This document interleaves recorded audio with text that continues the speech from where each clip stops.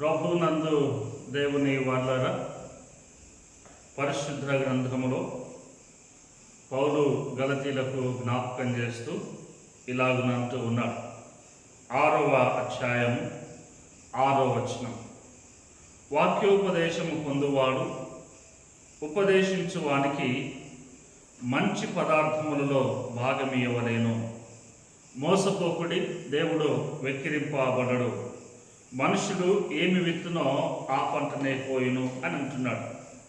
ప్రియులారా, వాక్యోపదేశము పొందువాడు ఉపదేశించువానికి మంచి పదార్థములలో భాగమియవలెను అని వ్రాయబడి ఉండగా, చాలామంది ఏమనుకుంటారు అనంటే, వాక్యము బోధించువానికి మనకు కలిగినటువంటిది లేదా మనం ఏదైనా ఉన్నదానిలో నుండి దైవజనుడికి భాగం ఇవ్వాలి అని అనుకుంటున్నారు.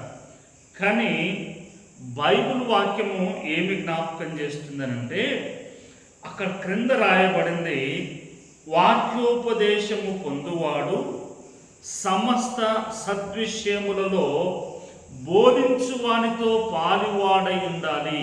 అనగా బోధించువారి నడవడికను అనుసరించాలి, మంచి మార్గములలో నడవాలి, ప్రేమను పంచాలి. అందుకే పౌలు అన్నాడు, నేను క్రీస్తుని పోలి నడుచుకున్నాను, మీరు నన్ను పోలి నడుచుకొనుడి అన్నాడు.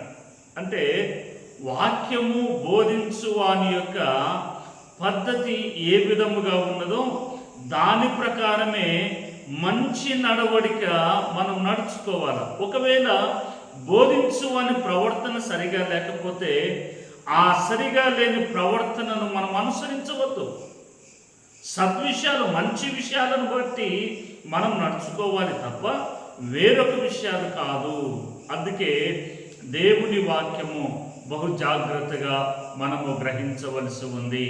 దేవుడు అలాగున మనలను నడిపించునుగాక.